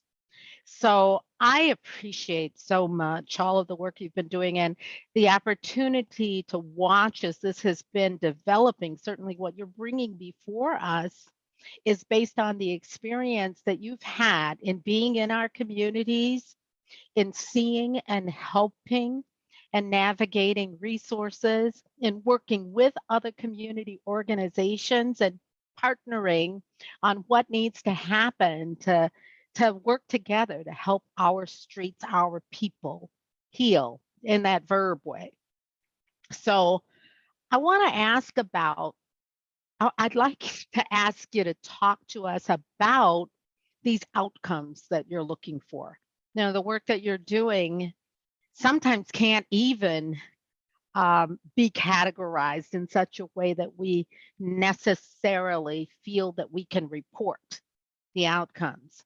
You're working with many different partners, you're working with many different sets of individuals, and yet you're pointing to outcomes for this prevention and intervention work and for the healing streets work that you're doing throughout. Tell me what that's going to look like. How do you gather together this information such that you're able to report outcomes? Because certainly we'll want to hear about that on an ongoing basis. And how do you categorize those youths and adults and communities with whom you're working and assess where they are? Can you just talk a little bit about what that looks like, especially since many of these partners who are working with others have to participate in that together with you? Yeah. I love that question. I think I know it's vital. And so the short answer before I get into a little more explanation is a combination of qualitative and quantitative data. The qualitative data is important because no one can tell someone when they're okay. No one can tell them, I've moved this far and I'm in a good space. So that qualitative data says in the beginning of Healing Streets, here's where I am right now. Here's what I'm feeling. Here's my impact. Here's how group and gun violence impacted me. And as they move through their journey, to be able for them in looking at evals to be able to say, here's where I am in this space. And as they move to, let's say they're saying, I needed Healing Streets for 6 months, to be able to say, and here's where I am at the end. It's important, and I stress this, I can't stress this enough. Everyone is their own expert about their own healing. Everyone is their own expert about their own healing. And so with that, to be able to quantify that, to say, hey, that's someone that we worked with, in working with our eval department in Ramsey County, what we are developing right now is looking at, we're calling them an activities based, whether it is a one-time connection. We saw you were at a scene where things were really chaotic and you needed help and you needed resources, and we were to kind of help you in that quick way. So we're looking at counting it in lots of different ways, because the way, like, as you said, Commissioner, the ways that people are grieving healing looks different. For the quantitative piece, we want to be able to measure that if we've worked with 500 people and in a year, and in that 500 people, they all fit within a certain area, whether that was a community mediation, whether that was resources to relocate because their house was being shot up. We want to be able to break it down specific enough to be able to say, we're helping people in these categories that were specific to what they needed, but we are tangibly saying that this is how we help them. And this is where they were, and this is where they are, not even based on what they've told us, but based on listening to what they said that they needed. And so if you take Healing Streets and look at it as an umbrella, and underneath that umbrella, there are different sections based on the way that different help needs to happen, whether that's our hospital-based prevention work that we're doing. We want to be able to say we helped 30 people in hospital-based prevention not retaliate, not to go back and cause harm, to be able to measure that, because that is important. Those are things data that hasn't necessarily been tapped specifically, but for us to be able to say, in that instance, we've had 30 people that say, we're not going to go do that, and they have not done that. So that also works in our partnerships with SPPD, being able to communicate with partners to say, you know, as we do that warm handoff, we don't know everything, right? So we know we can't do everything, but our partnerships are where we can still walk alongside our participants. We can still walk with them and check in with them where they are with their journey. Did they reoffend? Did they do those things? You know, so when we look back at our logic model looks a little different, right? Because of COVID, but being able to make sure that we're looking at those outcomes as we follow them through our partnerships, whether it is SPPD, whether it is St. Paul Public Schools, whether it is charter schools, to be able to follow them along the way, to be able to say, you know, in this calendar year, so to speak, these 30 people did not retaliate for something that could have happened. And I'm using the hospital-based violence work as an example of that. But to be able to do that, whether we're talking about our Red Wing youth, right? And we know that things still happen, and especially when we're talking about young people and brain development, some of these young people are 17 and they finished the space, and they still may need help after that. So having our groups that we have that are face-to-face groups and connecting with them. Now that's a little more difficult because those young people have been in a structure for however long, and now we're asking them to come back to a structure, right? However, what we're willing to do is, for lack of a better way of saying it, I'm not a Howard Johnson person, but we'll keep the light on for you. You know, we're still here. We're going to be consistent. We're going to make sure that when you tap out with us for whatever reasons, that we follow up with you, that we make sure that you're good. But in that, we also are open and receptive to wherever you are on your healing journey at that moment.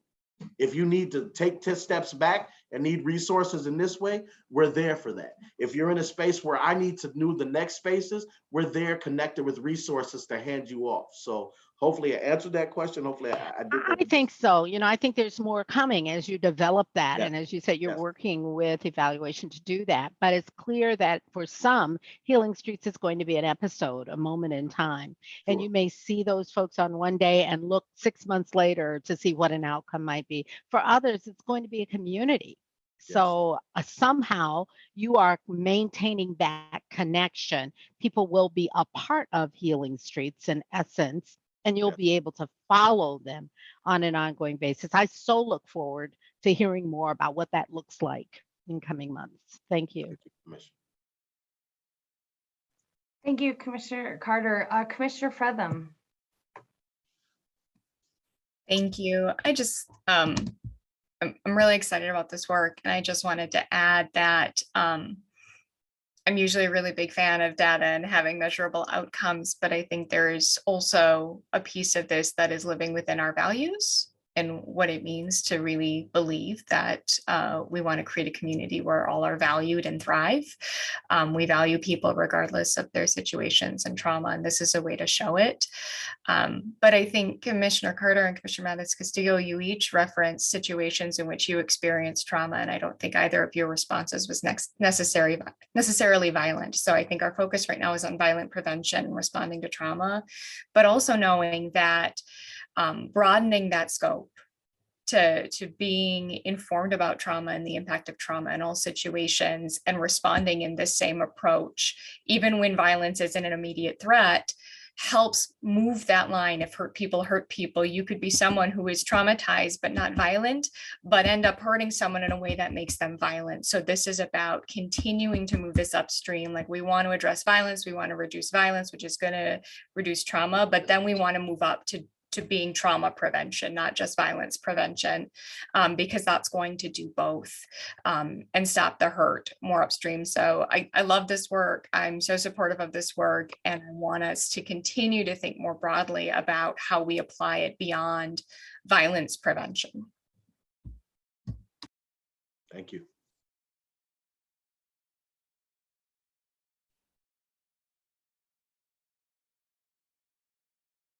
All right, Commissioner McGuire, thank you. Thank you, Madam Chair. And we're all thinking along similar lines. I really appreciate, Commissioner Fretham, how you just described that, and of course your words as well, Commissioner Carter and Ms. Castillo. But and so many things that you've said that resonate with me is hurt people. So I was going to go to that too, and I was going to just say, okay, so how do we get to the hurt people before they hurt people? So how do we to get to the as a trauma prevention, as Commissioner Fretham said, it's a huge area. We don't know who's gonna be affected by it, but I guess in this work is obviously continuing on, and we're going to keep learning more about how you're doing this. But we know that people fall through the cracks, and we know that people don't all get the help that they need. So how can you help us with this, with this frustration that it's like, oh, there's so many that may need help, and how do we keep track of them and be there when they need it? And I know Healing Streets that's your goal, and it's really exciting to hear about all this, to hear all this effort. And I guess maybe I just want to say I support it so wholeheartedly, and just whatever we can do to help you get, do as much of it as we can. I don't know, what else to say, but I do want to get to the hurt people before they hurt people. Sure. So. I thank you so much for that. I thank you for what everyone has said. It's so important and powerful. If I could, I would really like to liken it to something to kind of broaden our scope and our minds around this group and gun violence aspect. And I'll stay focused on that I don't want to negate other levels of violence, Commissioner, to your point. I would love that in this Healing Streets process that we can take this process and put it into domestic violence, put it into all kinds of different levels of violence, to hone it into group and gun violence. I want us to draw attention to racism. If you stay with me for a second, a lot of times people will say, well, racism will always be here. Racism was always here. I think it's important to understand that racism is a 500-year-old construct. And a lot of times when we limit it to say racism will always be here, we're being selfish and we're only looking at our own lifetime. So it'll always be here because It'll be here as long as I'm here. We have to be able to, in this journey, and I know we all understand this, when we look at deconstructing something as large as racism, when we start looking at that, it's really about what system, as we deconstruct this system, what systems do we leave behind for our children and our grandchildren and our great-grandchildren? Because something like gun violence doesn't mean we hold out the hope and the optimism that it can end in our lifetime. Of course we want that.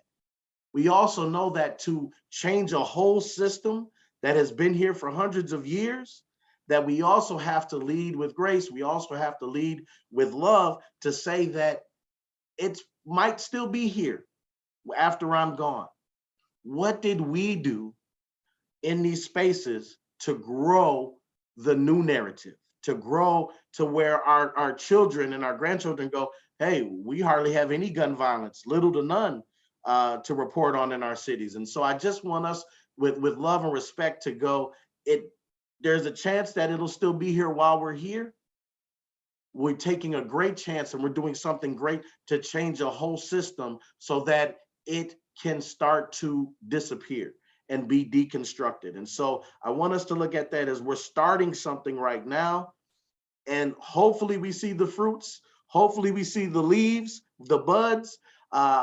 Just because we don't see them or won't see them in a timely manner, and whether that's 18 months or 24 months, we know that we're moving in the right direction. We know that thinking about everyone holistically and everyone's family and making sure everyone has the same access and the same level to those resources matters. We know that that's important, and that's us moving in the right direction. So to answer your question, to be consistent, to continue to walk this path when we all need support and it looks like we're banging our head against the wall, to continue to be consistent and also be adaptable. If we look at 5 years ago, the impact of social media was nowhere near what it is today.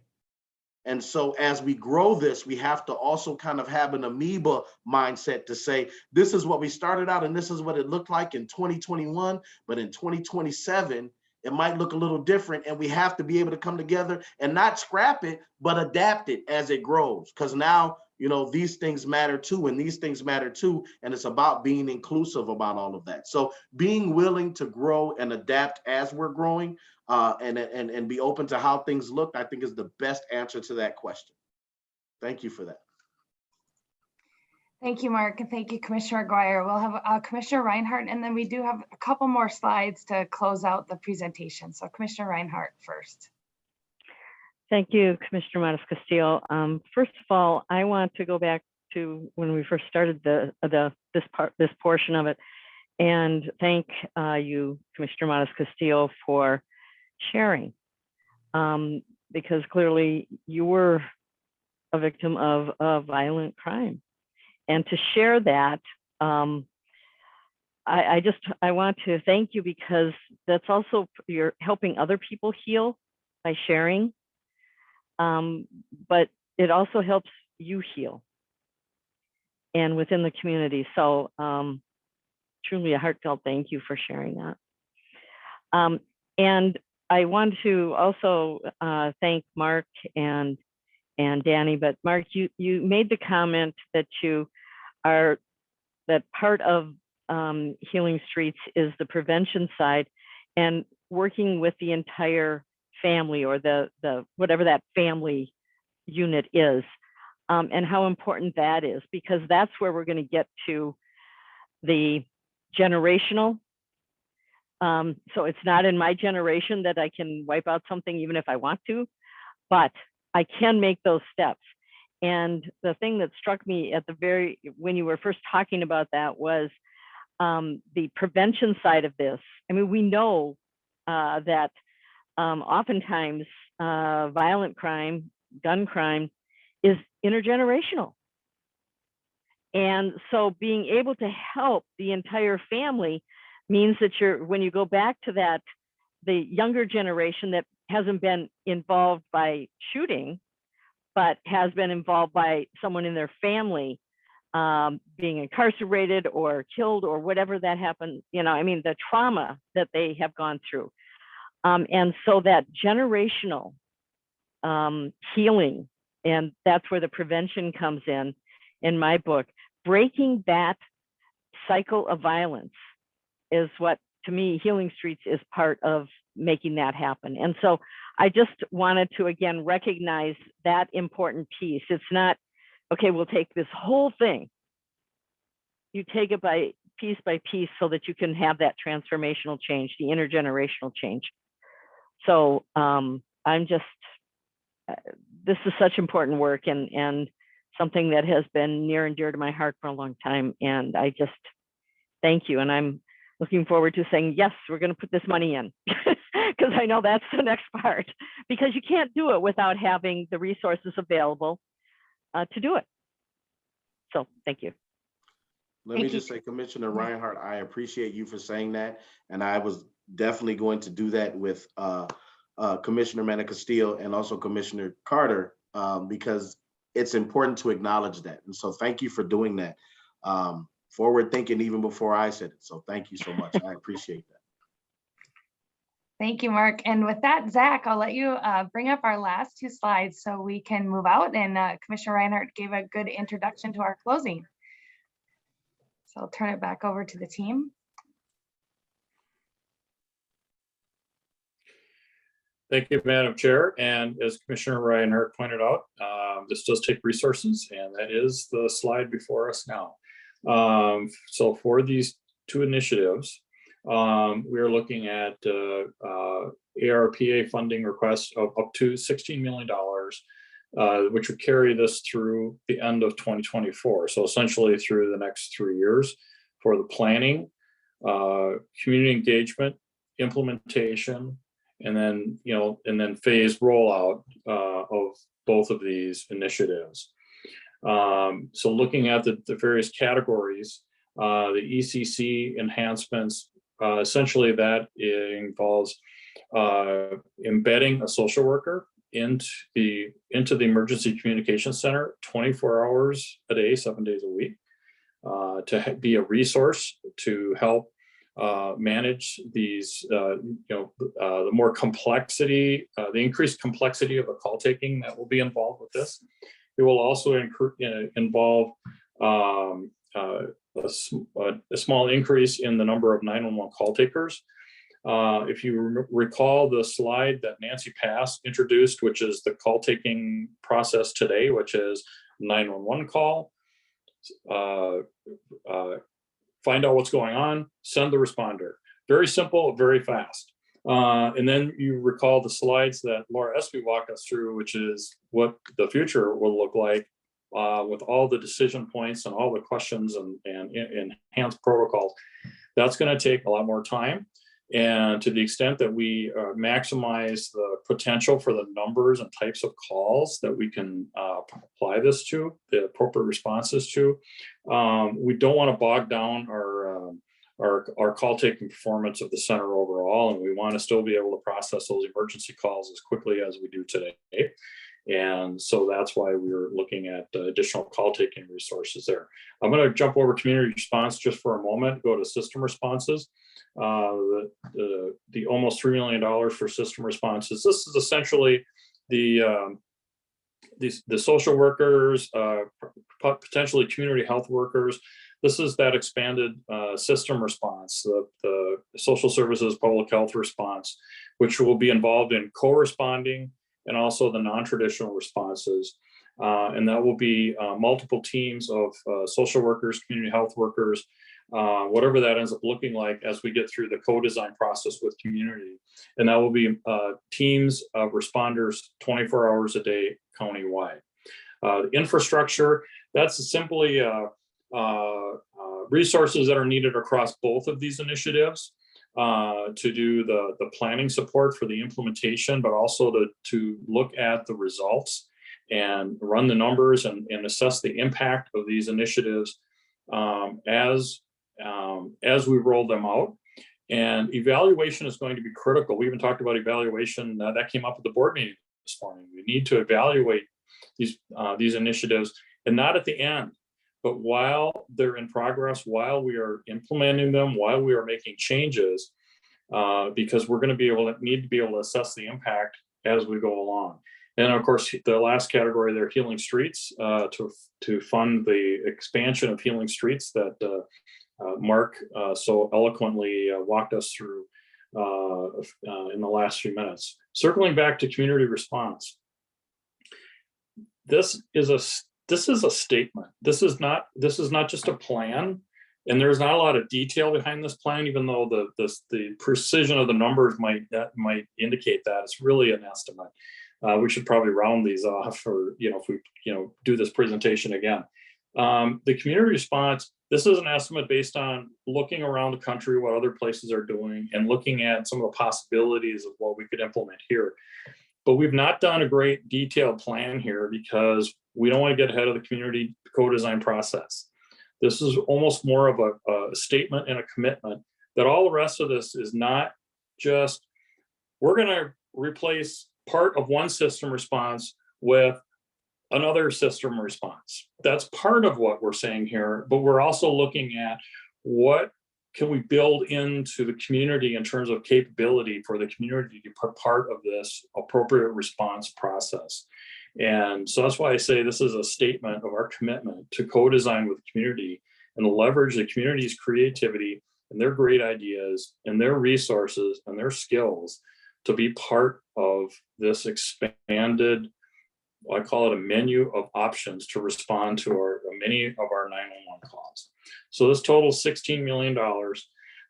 There are some key considerations. There are some big sustainability questions here.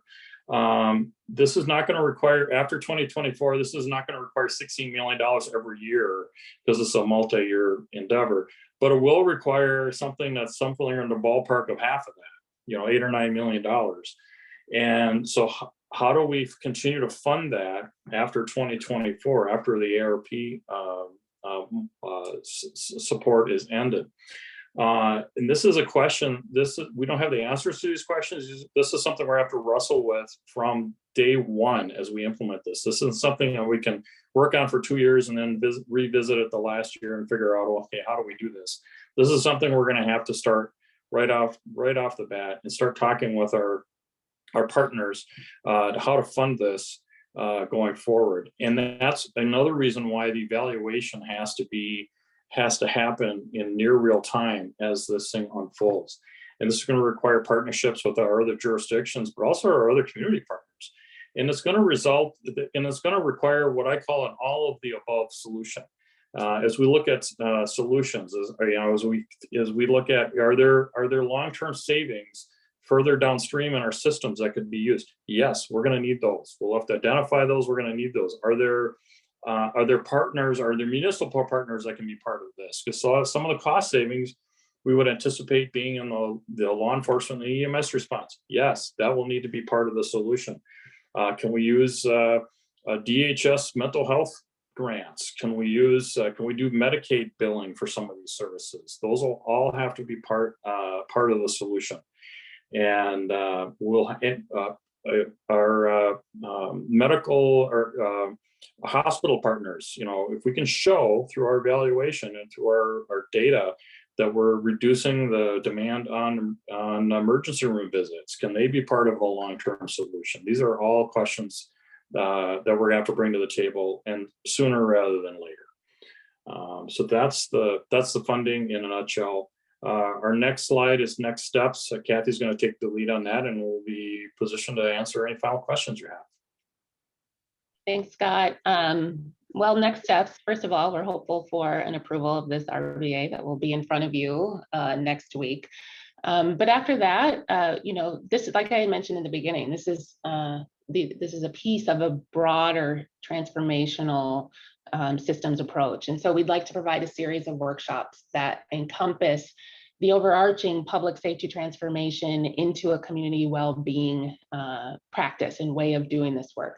Over the next few months, we could dive into the larger systems work that I referred to. You heard people talking about the work that we've done over the last few years with the Burns Institute. We can talk about how that fits into this greater work as well. We know there's a lot of work ahead of us all of us. And with your guidance, commissioners, and with the community working with us, working with community and their strength, and some amazing and very committed and dedicated staff that you've heard here today, and many others who are currently working back in their departments and their areas, we have the opportunity to change the way we're investing in our community today in a transformative way where individuals and families of Ramsey County will feel these changes and be a part of these changes for many years to come. So this has been really exciting. People have put in a lot of work. There's a lot of visioning and a lot of listening that's happened to get us to this point. You've all been amazing in the questions that you've asked today, and I really appreciate how invested you are here and the acknowledgement of the creativity and the innovation that's taken place so far. So thank you so much, and happy to entertain any more questions if there are any at this point. Thank you, Scott and Kathy and the entire team who have been with us today with a really great and thorough presentation on really important work. I don't see any other hands up, but really want to appreciate the fact that public safety is critical and that we all want public safety. And so to have this investment is really important, and to go so far upstream, it's before we have any interaction with law enforcement, which is really a great place to be. And so without any other questions or hands up, I'm going to adjourn today and thank you all. Oh, Commissioner Reinhardt has one thing she would like to say. Go ahead. Well, I just want to say that, you know, moving things upstream, I mean, we all know that the research that I did was on taxpayer costs avoided through preventing crime. So yes, there is an investment here, but we will actually save money, and probably well over what we are putting in. So I just want to make sure that we're looking at both sides of this. You have to invest in order to stop crime from happening, in order to do all of these things. And so it's an investment, but it's not only an investment in society and safety, but it's also better for taxpayers. Yes, valid point. Thank you so much, Commissioner Reinhardt. And thank you all. With that, we are adjourned. Great meeting. Thank you. Great job, everyone. Thank you, everyone. Just a great Thank work. you all. Good Appreciate it. job. Appreciate Thank it. you, everybody. Take care.